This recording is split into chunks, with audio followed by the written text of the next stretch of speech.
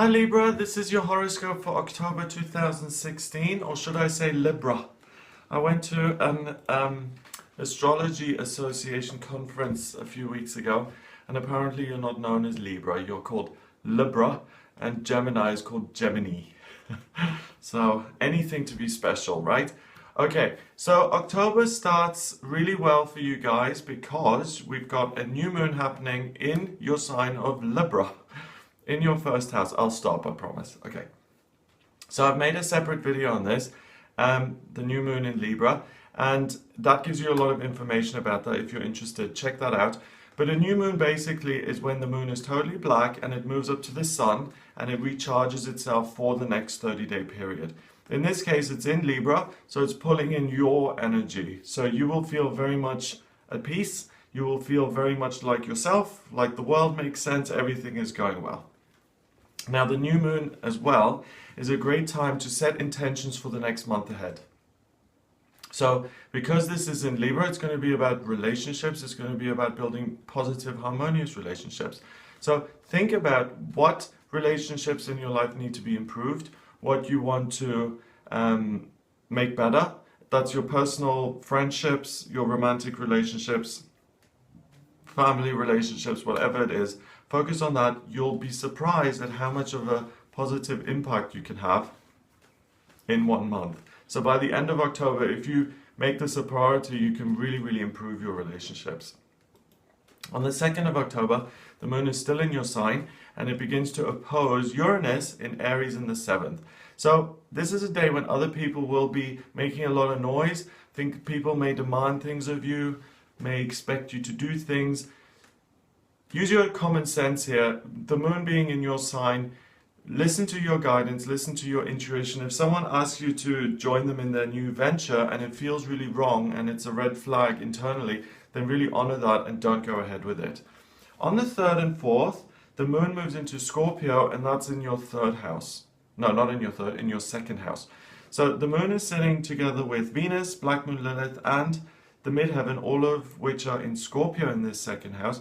And what you'll notice is that you discover a way to make money that you enjoy, some new sort of thing that you may have either repressed or may have never realized becomes apparent to you. And you also face some sort of uncomfortable truth when it comes to your finances. So let's say you work in a job that you really enjoy, but the people who employ you have been taking advantage for years because they don't pay you anything like what you're worth. And you have sort of known this, but you've been in denial about it. That kind of thing will become really apparent to you. So look out for the things that appear that make you take notice around the 3rd and the 4th of October. They're going to have some sort of special meaning when it comes to your finances. On the 5th, the moon goes into Sagittarius and it conjuncts Saturn, which is in Sagittarius, and these two are now in your 3rd house. There's a great sense of openness intellectually for you. I think you're interested in learning. I think you're focusing on what the future may be about, what it is you want to make easier, especially when it comes to your intellectual way of making sense of the world and also your spiritual way of making sense of the world. So something opens up and you learn something, and it's very likely that that's helpful in terms of you making sense of what's going on in your life. So it's a day of things becoming clear again. So 3rd, 4th, and 5th, I suppose, are all about things making more sense and the coded things becoming clear and obvious. On the 6th of October, Mars begins to conjunct Pluto, and this is really significant because this conjunction stays in place until the 28th of October, so the duration of the month. Mars is the planet of desire and what it is you want. That is in Capricorn, in your 4th house. So you really have a strong desire to work on your family relationships. That's the kind of echo of this new moon here, remember? And then Pluto is about transformation and change. So if you put the work into your relationships, with the new moon on the 1st, it was all relationships. With this conjunction, it's your family relationships. You will make a lot of progress and you'll be able to transform them for the better. The moon is in Sagittarius on the 7th and begins to trine Uranus in Aries. Okay, so these two are now opening doorways in terms of communication, in your relationships, and this is a good time to discuss what's going on, to talk about issues that have been there before, things that have prevented you from moving forward with your relationships. So we're getting into the real nitty-gritty of the actual work you have to do now of making your relationships better. On the 8th, the moon joins Mars and Pluto in Capricorn there in your 4th, and this is the best time to actually spend with family. You'll feel very much at peace, you'll feel comfortable, and you can even continue to do work to improve the relationships, but there's a sense of rest and peace and feeling kind of very much like you can just lie back and relax a little bit. The 9th sees the first quarter moon occurring, and the first quarter moon is when the moon squares the sun, and it's halfway on its way to becoming a full moon. So there's a great sense of building and anticipation. Again, it's in Capricorn in your 4th. So what is it that you want to achieve in your family relationships? How can you make them better? It's that same theme again. On the 10th, 11th, and 12th, the moon moves into Aquarius, and that's in your 5th house. So I think you may be feeling very charitable towards people who need help, the underdog of society. I think you may also want to volunteer. You may have a soft spot for kids or people who are, vulnerable and who need someone's support. So if you're interested in doing something for other people, if you're someone who enjoys doing charity work, volunteering, that kind of thing, these 3 days are really good to do that. There's also a T-square in the chart during this time, which is an area of friction and motivation. And what that's doing is you're focusing on the things that have disappointed you in your life. Fun, right? And then your North Node is in Virgo in the 12th. So you're interested in what lessons you've learned. And there's a sense of being reflective that I kind of alluded to earlier. It's kind of coded messages, meaning in your life that is incomprehensible, becoming very clear, and you learning the lesson of what has happened to you. So for instance, if I start to notice that my 3 last relationship ended with real screaming and arguments, I may start to realize that I choose partners who are at odds with my beliefs and values. Something like that. But the penny drops, you understand what it is, and by recognizing it, you're able to implement certain internal structures, which means you can progress in a way that is more informed and that will not contain all of these problems, and that's smoother and you have an easier time of it. So basically you learn how to avoid difficult situations and you learn from the mistakes of the past. On the 13th and 14th, the moon is now in Pisces, sitting with Neptune, South Node, and Chiron in your 6th house. And again, this is an extension of that reflective kind of time. You really take a trip down memory lane. You look at what has happened in the past and how you can make things better. On the 15th, the moon is in Aries in your 7th. And now you're done with this whole reflectiveness. You're like, okay, I've learned enough. I've kind of contemplated these things long enough. It's time to take action. And this, for you, Libra, is the best day to take action when it comes to your romantic life. And if you're single, this is the best day for you. If you're someone who's in a relationship and wants to get things moving again, also a great day for that. On the 16th, the full moon occurs. That happens in your 7th house as well. So the full moon, the moon showering you with its energy. Remember, Aries is the opposite of your sign, so you feel somewhat out of sorts here. I think you may feel a lot more direct and assertive, courageous, and ready to take action, more so than you usually would. And this is all about relationships again, and really starting relationships and having the courage to go up to someone and say, hey, I think you look really great. Do you want to go on a date? Which takes a lot of practice.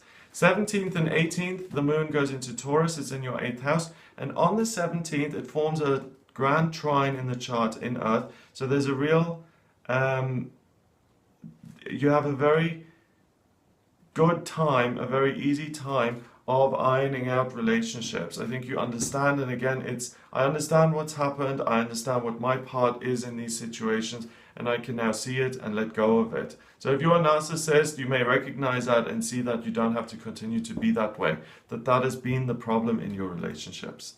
On the 18th, it's still in Taurus, but it starts to oppose Black Moon Lilith and the midheaven in Scorpio in your 2nd. So letting go of these negative patterns now makes space to learn new things which will help you to control your financial situation more and to become more prosperous and abundant. It's all kind of under the radar here a little bit. It's all very kind of internal musical chairs. You're shuffling things around and changing the way you look at things. On the 19th, the moon goes into Gemini. It creates a grand cross in the sky, which really causes a lot of energy and friction. Really be careful not to overdo it on the 19th. You may get overwhelmed and you may be so excited and interested in doing lots of different things that you stumble over yourself and you end up not doing anything. Pick one thing on the 19th that you're interested in and go ahead with that. On the 20th, this is a fabulous day, really. The sun is in Libra, so is Mercury, so they're both in your sign now, and they trine the moon in Gemini, also in an air sign. You're an air sign, which is sitting at the top of your chart. So a great day to communicate with new people, to discover new places, to learn something new, and a real sense of optimism and a new beginning. So I think you feel really good around this time of the month. On the 21st of October, Mars begins to square Uranus, and this is one of those long-term aspects because it lasts until the 4th of November.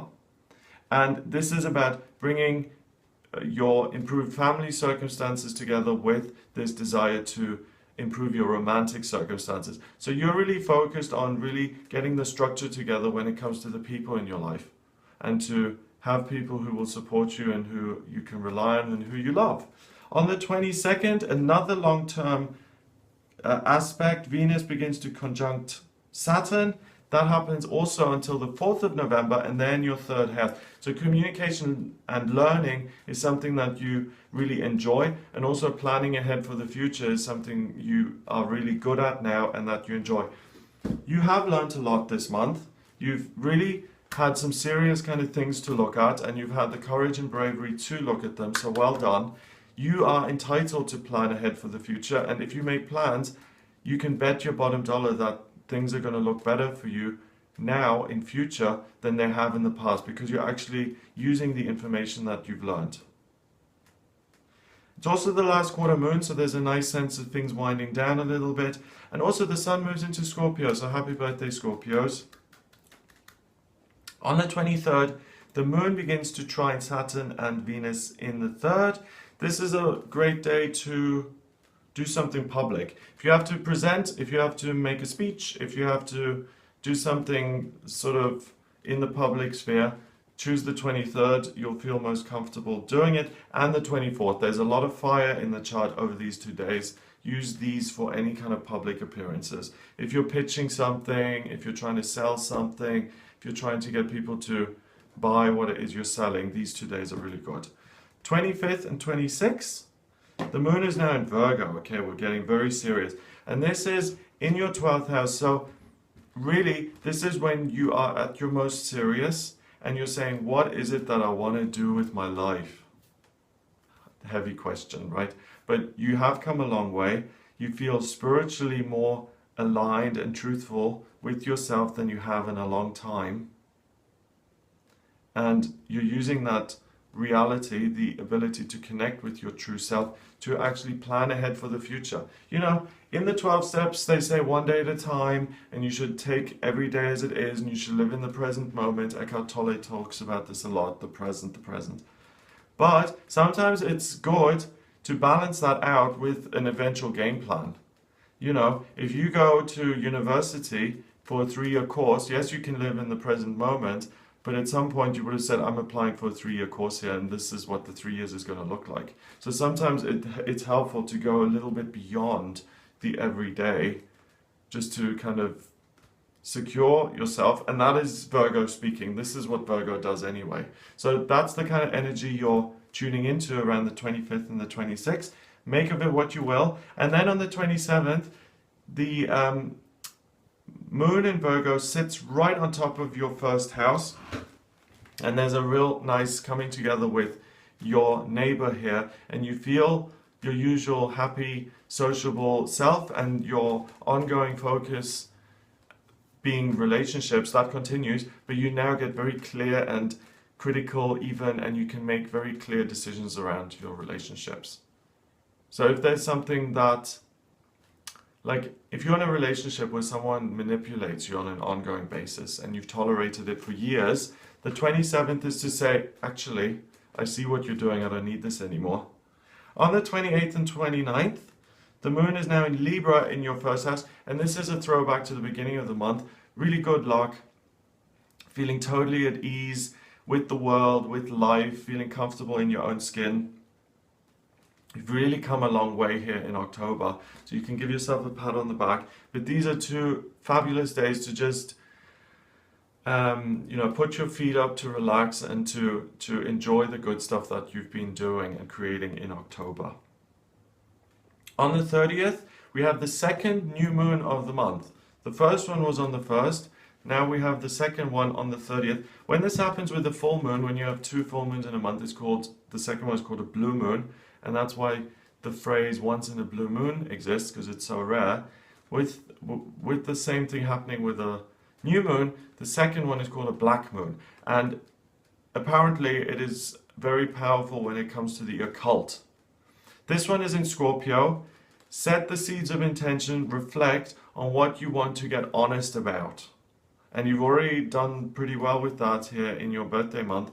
But Scorpio is about getting to the truth of the matter, looking at your relationships, seeing what's important to you, seeing what the root problem is, and going deep. So what is it that you want to continue to delve into in November? Spend 5 minutes doing that. You'll make a lot of progress in November. And then finally, at the end of the month, we've got Halloween here on the 31st. And the moon and black moon Lilith, both in Scorpio, sit together in your second house of money again. So this is when some sort of, and I mean this, like some sort of spiritual message may come through that will give you some insight into how to control your finances better and how to make yourself more prosperous and abundant.